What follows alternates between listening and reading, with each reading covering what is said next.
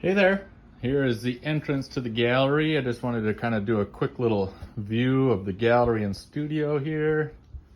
So there's the Appalachian glaze pattern, kind of a green celadon, fake ash yellow.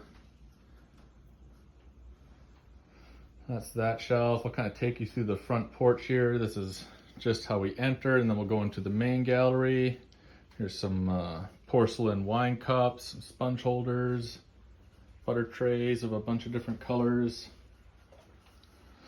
Here is what we have for wood-fired work. So all these pieces were fired at Piedmont University in Demorest, Georgia. We have a collection of Yunomis hanging out here in the white cabinet. Some stained glass by Amelia Maxim of Magruder Stained Glass. That's over in Asheville, so you'll see some of her work kind of in the windows. And this is the Mountain Sunrise glaze pattern. We have a copper red Tomoku on one side and then a taupe celadon on the other side. And here is our mug walls. Here's one side, just a collection of different sizes and colors and shapes of mugs. And then there's the other side of the mug wall. So that's always changing depending on who's buying what and what's popular and what motivates and inspires us to make for mugs. So here we go inside the house. It's a farmhouse that was built in about 1897, so it's an older farmhouse. Inside you'll see more of our pottery, marbled work by Kim Padula. Her business is Know and Alike. We have some plates, some of our smaller ticket items, and then here we have knives. All the wood work on these are done by Bill Padula. He's the woodworker that we have, my father-in-law. Some marbled plates, so a collaboration of Kim and I. And here's the Molloy white glaze pattern.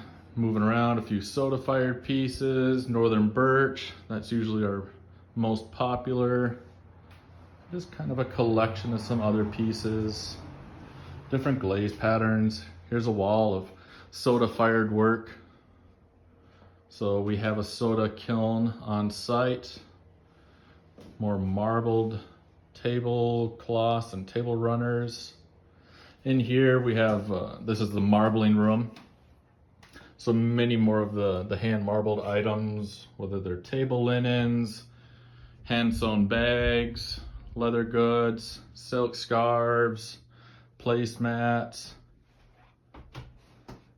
All of these are very unique and individualistic. Some earrings, cruising through here, more earring wall, and some of the more southern or summer bags, not southern bags. Here we have some celadon and our line of pots for kids. So tea sets for kids. And then we have some bowls and plates. Hopefully we'll be making some more color patterns of those. That's the porcelainware. And then in here is the last room. It's a combination of Kim and I's work and Bill. Can have everything going on in here. Some marbled candles, wrapping paper displays, some leather work, some blown glass tumblers from Brad Smith in Asheville. A few of my favorite soda-fired pieces. Our Christmas tree. Christmas all year in this corner. Some Rutile blues. Here's the autumn glaze pattern. A spodumene glaze and a blue ash. And then our silverware. And then we're gonna run through the gallery here. And I'll give you a quick glimpse at the studio. We have been working hard, Joyce and I. Yeah, there's Kim and I and our 3 kids. We've been working hard, things are a mess, lots of stuff in progress. Here's my wheel, I throw standing up. Here's some jack-o'-lanterns that are bisque fired, some more that are not, those are drying out. Some ghosts. Over here, just lots of stuff kind of hanging out everywhere. All the stuff we need, glaze buckets, recycled clay buckets.